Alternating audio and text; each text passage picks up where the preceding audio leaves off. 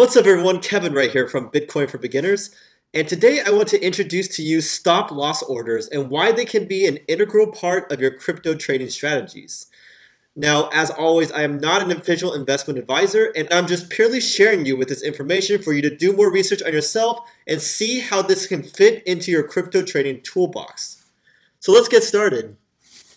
What is it? First of all, stop loss orders are another type of order you can place in exchanges.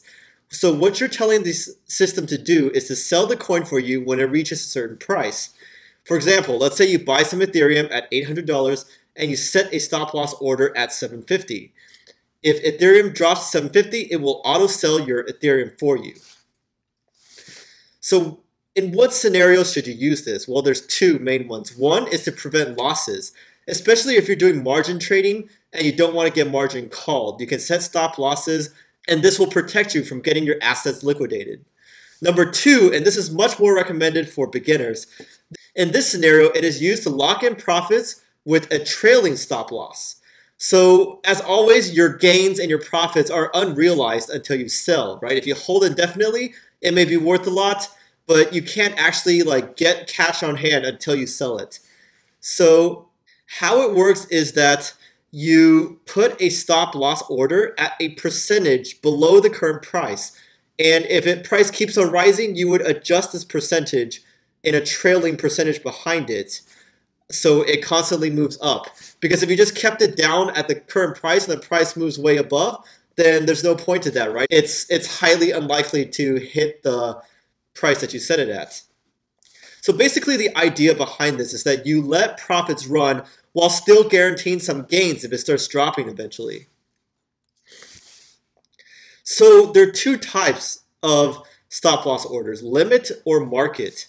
Stop market is more common. This means the order will execute at the best available price no matter what once the price hits the stop level. Stop limit is a little bit more advanced. This means the order will only execute at your defined limit level or better once the price hits the stop level. So slippage is something that might occur in both situations. And slippage is defined by Investopedia as the difference between the expected price of a trade and the price at which it actually executes. So this is not as likely to happen if there's high volume trading for certain coins, but if there's low volume, it might happen very significantly. Now this might be confusing, so let's take a look at some examples to make this all more clear. So once again, stop order, price of ETH is at 800 and you have a stop order placed at 750. How will both of these stop market and stop limit orders execute?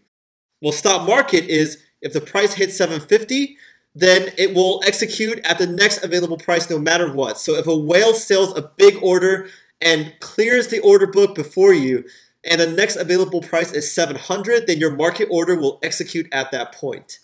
Now, if it's a stop limit, let's say you have a price hit 750, but you set your limit at 730. So your stop order will try to execute the sell at 730 or better, whatever's available. So if the next available price in the order book is 745, you'll get your order for that. But if a whale sets a lot and the next available price drops to 700, your order will not execute and you'll be stuck with your coins. So some crypto-specific considerations, because this type of order is available obviously in traditional stock markets as well. So first thing is not all exchanges offer this, but some do, like GDAX, Bittrex. You'll have to take a look at your own exchanges to see if they offer this type of order. It's not always the case. And also, remember how I mentioned that a common thing to do is to put it trailing at a certain percentage under the current price.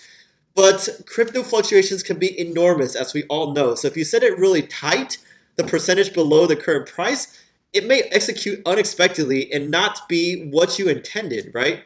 So for example, if ETH is at 800 and you place a stop loss at 790, it may execute immediately afterwards because of natural fluctuations in crypto.